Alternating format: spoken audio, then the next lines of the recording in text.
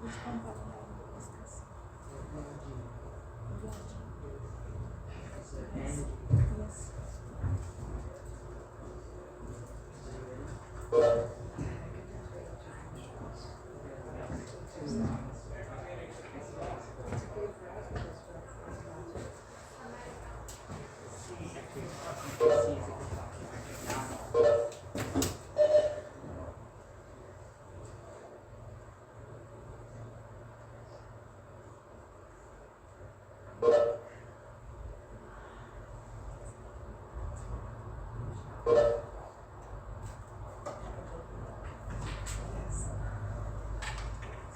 So maybe we can start, so we will have enough time to prepare.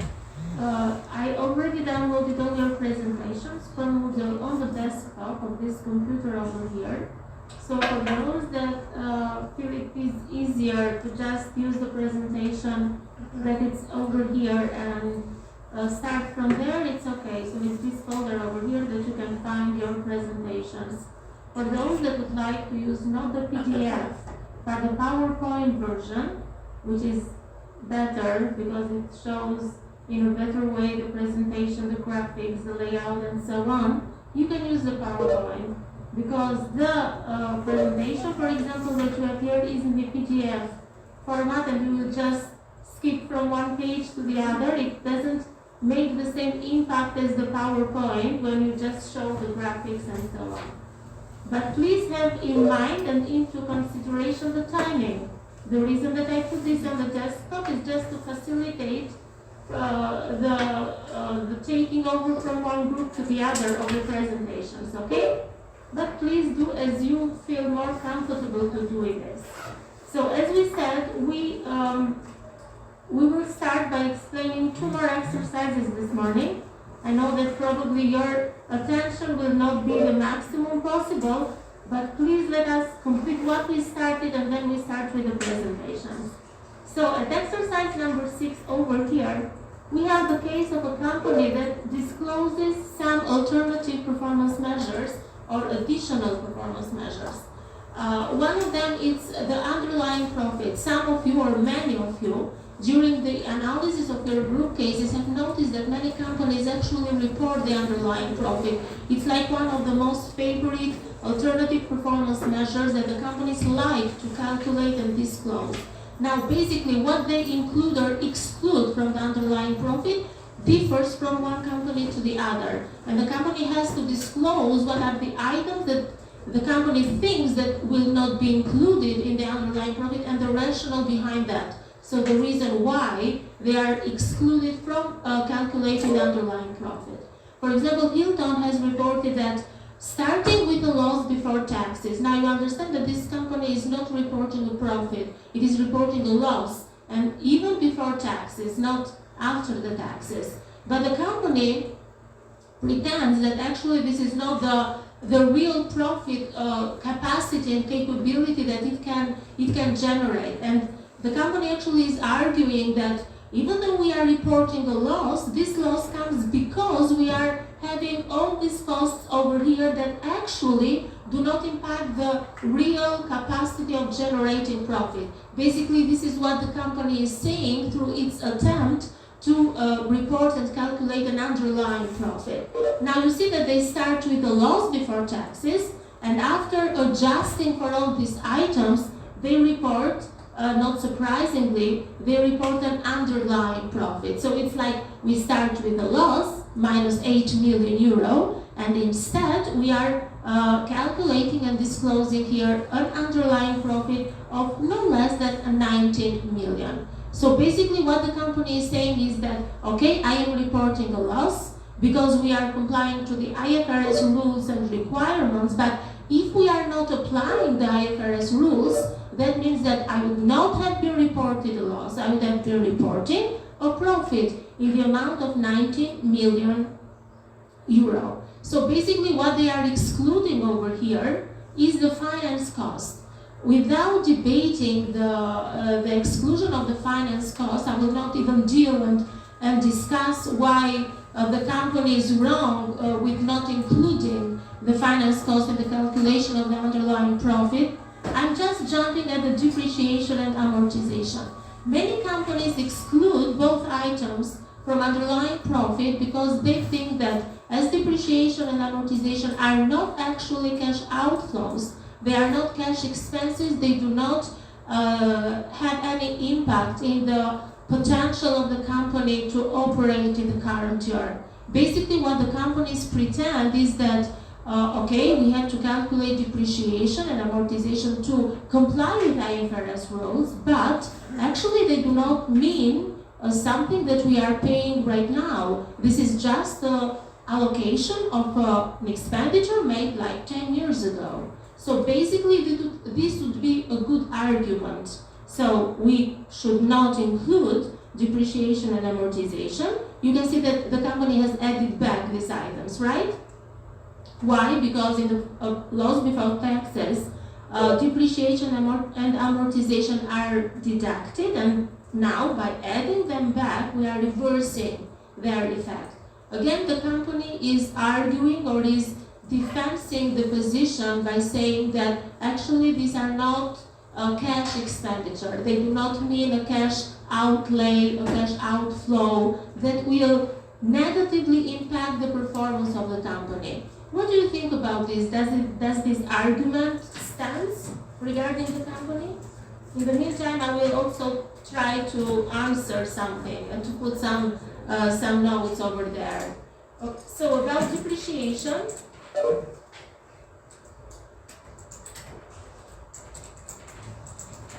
Is it okay that the company is not including in calculating the underlying profit? Is that a good argument that they are giving? Okay, even though, so we can say that even though they are not cash expenses, and that means that the company actually is not experiencing any cash outlay for the moment, not taking them into account means that we are not providing a certain reserve, if I may call that, to replace the assets in the future.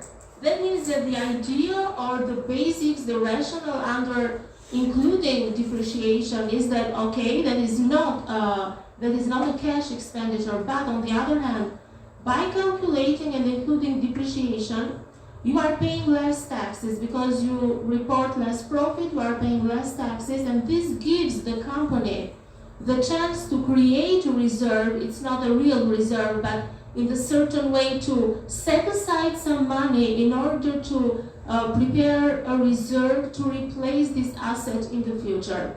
So the concept of depreciation as a reserve is very old actually. The IFRS do not use this concept anymore with the implementation of new rules in accounting, but in previous years depreciation allocation was considered to be a certain reserve.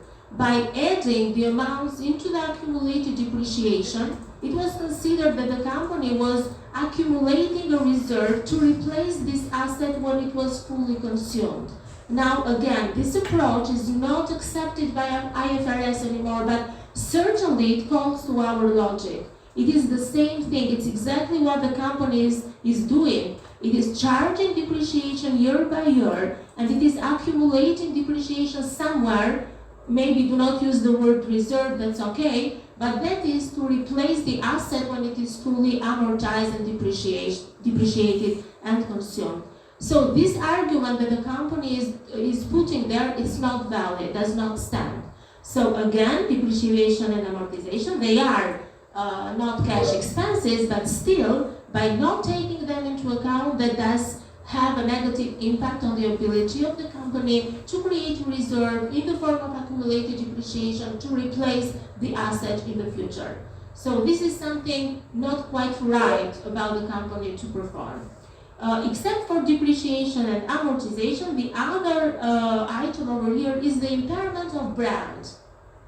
Now, the company has some sort of brand or several, it doesn't matter, and one of the brands is being impaired. That means that either the company has paid way too much to acquire the brand in the first place, or the brand is not expected to give economic profit for the future. So the reason for charging an impairment loss is either way. Either you are not expecting to have economic benefits anymore in the future, or actually you paid for this brand more than it was worth it in the first place. Either way, it was the fault of the management to acquire the brand and now excluding the impairment of the brand in order to present the profit in a better light. It's a double mistake from the part of the company. So how we can say something about impairment of brands? The company is including the impairment because it is assuming that,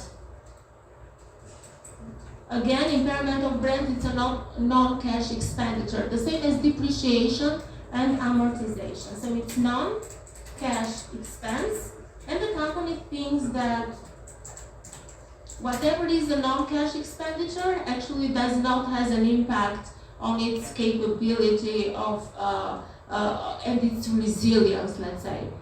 Actually, we can accept that it is a non-cash expenditure, but as we said,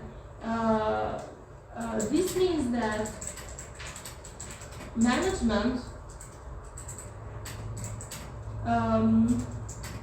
has been taking wrong decisions by investing to acquire a brand with a much higher price than it is really worth. That may be a reason, or the brand will not yield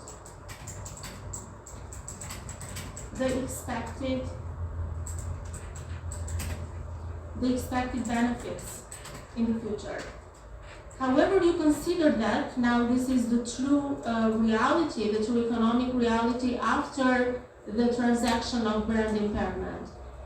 In case you decide to just let it go and not show that like this, so you are reversing the effect of the impairment of brand, actually what the management is doing is a second mistake. The first mistake was to acquire a not very benefit and a good brand in the first place, and the second mistake is to avoid the effect of this decision and to not to disclose this information for the investors.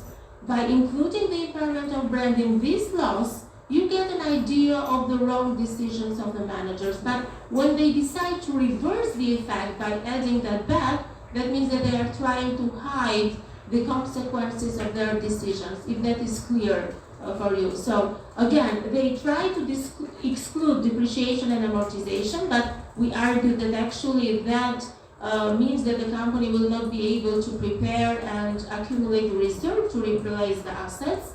They try to exclude the impairment of brand with the same idea, non-cash expense, but we argue that actually this will hinder us to understand the real consequences of their actions. And we also have some other item here, two other items. Foreign exchange loss on monetary items. So what about the exchange loss? The company has decided to exclude the foreign exchange loss on monetary items by adding that back. This is a loss eventually, and it has its impact on the profit. But by reversing that, by adding that back, we are trying to exclude the effect and we are trying to report the profit. Does that make sense for the company to do that? Actually, the foreign exchange loss on monetary items are not realized losses. They are part of the other comprehensive income that we mentioned yesterday. They are not realized yet, but monetary items are very short-term items. It will be realized very soon. What we know with monetary items is either exchange rates impact on cash and cash equivalents, or receivables or payables. The three of them are monetary items. They will be exchanged very soon, not on 31st of December, but actually they are very short-term in their nature, and they will be converted into cash really soon. So exchange loss actually is likely to get realized pretty soon in the future, because it relates to items that are short-term in their nature. They are monetary items, so very short-term. So exchange loss, even though it's not realized, it's likely to get real pretty soon. It's not likely there will happen a big change in the market exchange rates so as to facilitate the non-realization of this loss. And again, the last item over here is the gains on financial assets. The same idea with foreign exchange losses. The gains on future value through profit and loss. This abbreviation over here is fair value through profit and loss financial assets. This is a certain allowed treatment of financial instruments under IFRS. You can either recognize the changes in fair value through profit and loss, or through income, other comprehensive income. So if you recognize them through profit and loss, you have to pay taxes on them. If you recognize them through other comprehensive income, you don't pay taxes, as we explained.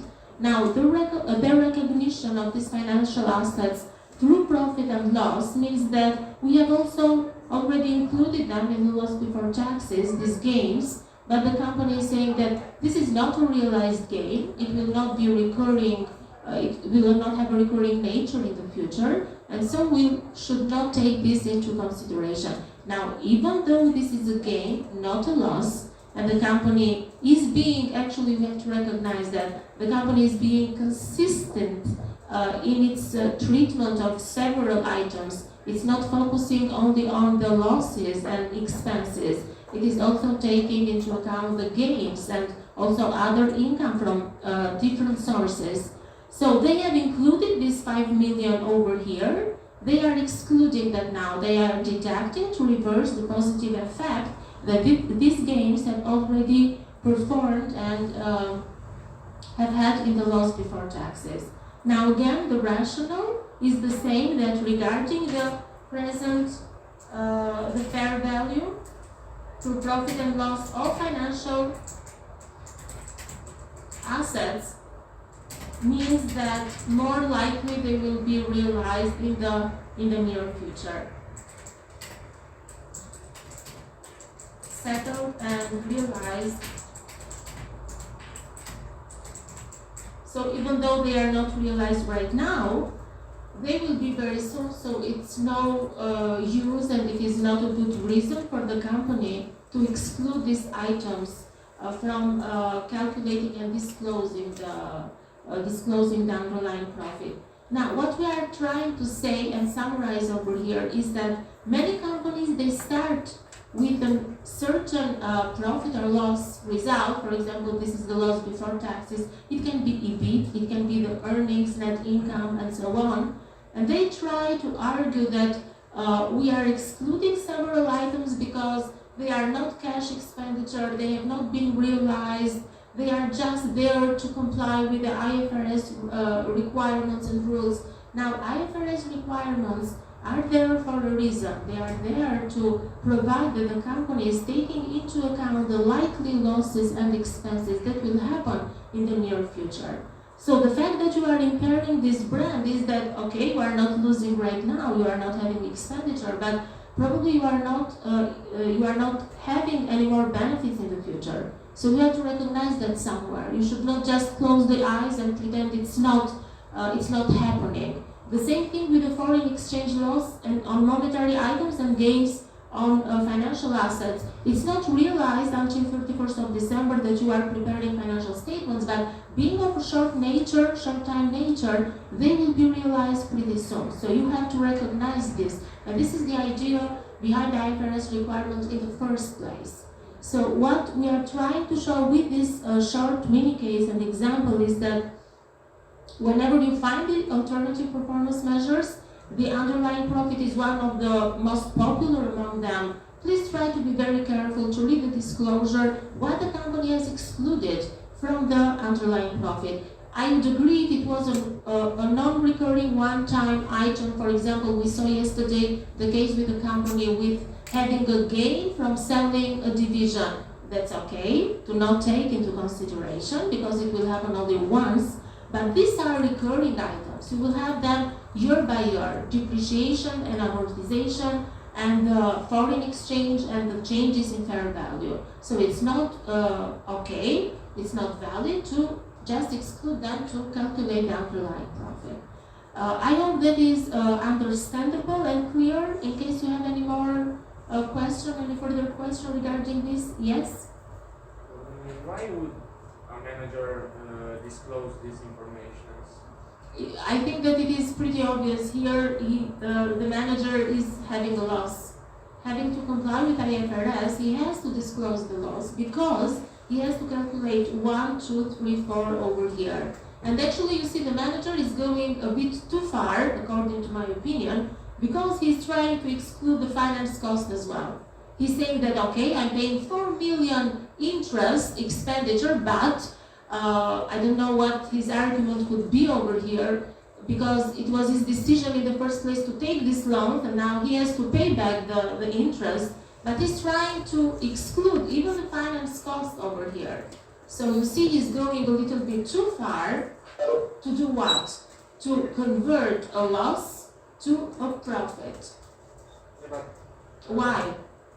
For example, in foreign exchange loss, it's pretty obvious that it's responsibility of the management Yes. to see this before you, like for example, if you're a big company and you know you're gonna have payments. You have to hedge them. Yeah, you have to take measures to apply some kind of hedging instrument. I agree with that. So why is he doing that, or? Yes, because he's admitting the manager is admitting he didn't take actions towards protecting the company for. Yes, but you see, these items are already there. All of these items are part already of the income statement. So even if he would not have made this conversion attempt from loss to underlying profit, all of these items, you can find them in the income statement and the statement of other comprehensive income. So they are already there and most probably associated with a note in the financial statement that really is giving some details. If the manager wants this or not, he should disclose some information. What depreciation and amortization relate to, why the brand is impairing, he should disclose the impairment test that he is applying. So in order to at least tackle, not fully, but at least to a certain extent, to tackle the negative effect of what is already there in the face of financial statement and in the notes, he's attempting to do this one. Why? Because this is very popular move right now, to have some alternative performance measures and to say that, IFRS are very rigid and they want us to record and to disclose this and this, but actually the real profitability capability of the company is this one. This is the attempt under and behind the alternative performance measures by many companies and managers, and that is why we mentioned that the different regulators are trying to intervene there and to put some regulation, because I think it's getting a little bit out of control with all the measures that are being introduced. And having said that, many companies by themselves, each year they introduce new APMs. They introduce a new one and they just create a new measure and indicator and put them there. So this is basically why they want to do that. If they achieve this or not, that depends on the quality of the financial analysis is being executed to a certain company. A good analyst will be very careful and attentive and would understand the same thing that we are discussing together. On the other hand, if it is a very superficial analysis, not going into much detail and thoughts like we did, actually to say, okay, it's a positive underlying profit, the company probably is just experiencing temporary problems. It will be recovering in the future, maybe. So this is the reason, not only for the underlying profit, but also for the other APMs. Okay, I think that we have time for the last exercise. It's a case that I really prefer a lot to see, to try to connect together the financial measures and non-financial measures. Okay? Do you have any attention left to pay for some minutes? Thank you. So we have this company, they develop and manufacture desktop and laptop computers. The profit after tax for the year ended 2021 is 5% lower than the prior period. That means that if we are that kind of financial analysts that just look at the financial figure and amounts and do not go behind the numbers to see what is going on behind the scenes, we would say that the company is experiencing certainly many problems because they have a decrease in their profit figures. But beyond that, there may be very good and valid reasons to have a short-term, a temporary decrease in profit. And sometimes this happens in companies that are investing in improving the quality or are investing in training employees. They will usually experience a short-term decline in profitability measure in favor of an improvement of the long-term profitability indicators. I don't know if that came out clear, but I will write a little bit later. So usually do not, what the problem is with the profitability measures is that they are short-term.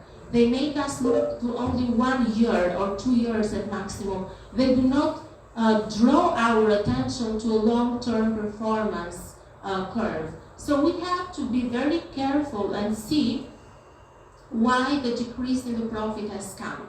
And if it has come because the company has increased certain expenses, probably the increase of these expenses is a good thing in the long run for this company. So let's see what they report. The faults, the number of faults for 1,000 sale, 1,000 euro, that is monetary value sales. So you see that we have a decrease in the incidence, in the occurrence of faults for a certain amount of sales that the company has been providing. That certainly is a good thing. That means that reducing the number of the faults is the company will perform better, the product will have a better quality. Having a better quality product will attract more customers and will increase brand loyalty in the future.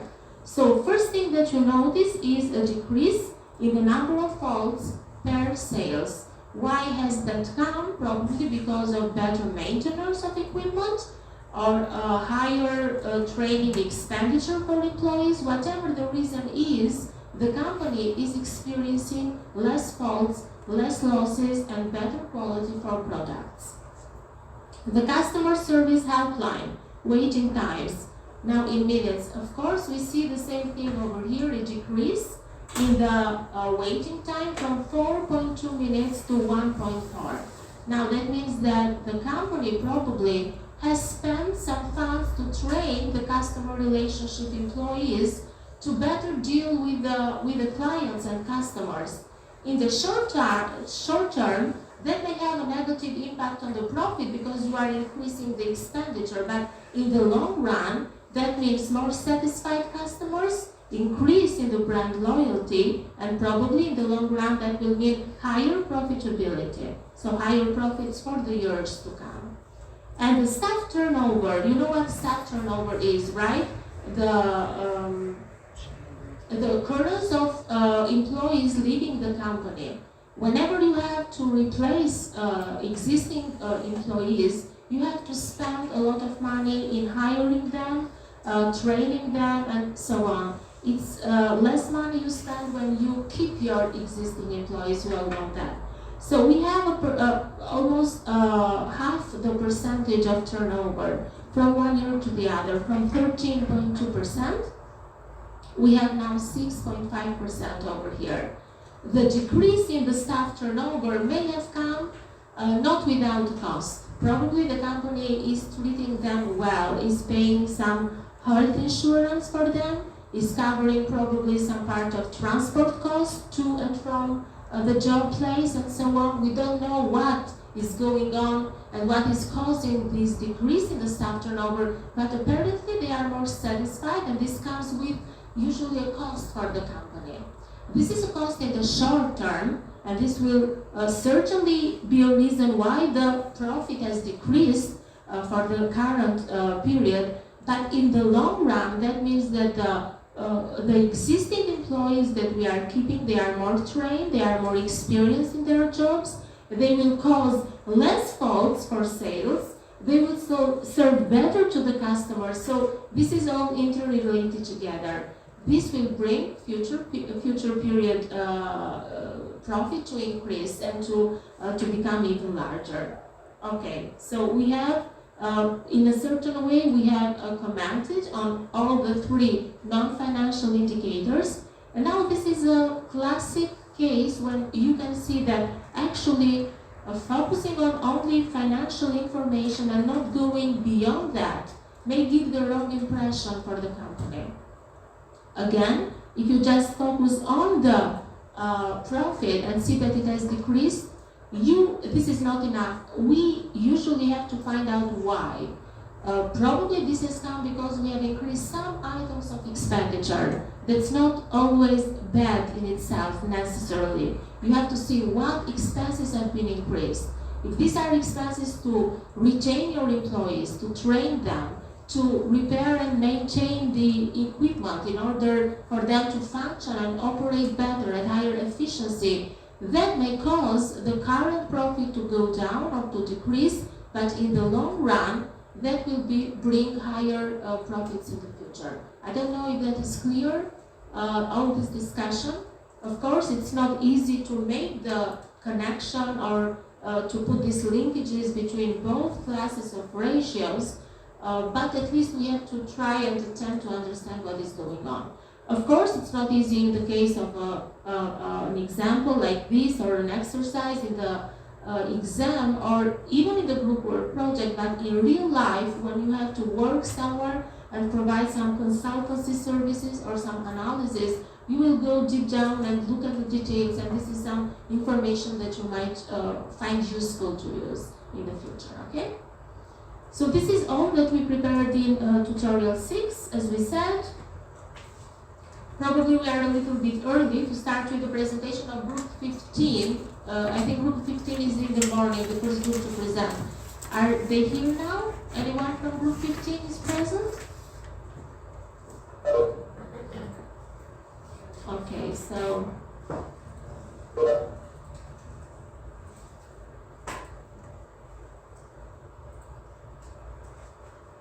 some more minutes and we can start with the presentations.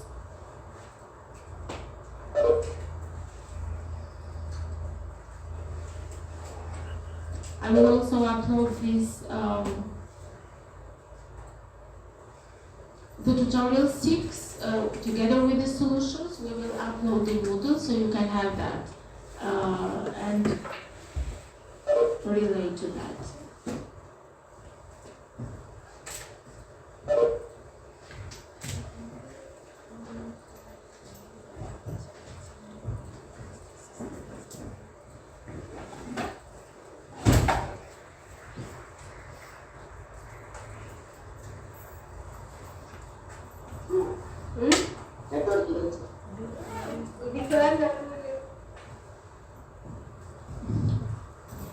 Do you think that we might have 10 minutes time to see some other exercise? What do you think? Group 15 is not here yet? No, you are not ready for that. Because you are nodding and I said that okay, you are ready. Nevertheless, this is an exercise right here. Let me just share for the rest of the class as well. I will upload that in Moodle, even though we are not having time to discuss about that now. That is one exercise that is part of the textbook. It's not a new one. It's part of the textbook, if I'm not wrong, chapter 31, whatever. The data is here. It's about a company and it wants to select a supplier. But in selecting the supplier between two applicants, they have to see first the financial information in order to select a reliable supplier. So your job or your duty is to analyze the information. You do not have to do any calculation, they are already there. And you have to choose between them only one, which is the most reliable supplier. You don't want to choose a supplier who is going to have financial difficulties or even go bankrupt next year, because that is very costly for companies. So here you have the data, and then you have the answer for question A and question B as well. So it is not difficult. I think that you can read that by yourself if I upload that in Moodle, right? I also don't think that you are really attentive right now to focus and understand. So this is something that I will post on Moodle as well. If we are not ready to start, 5 minutes until we prepare, and then we start.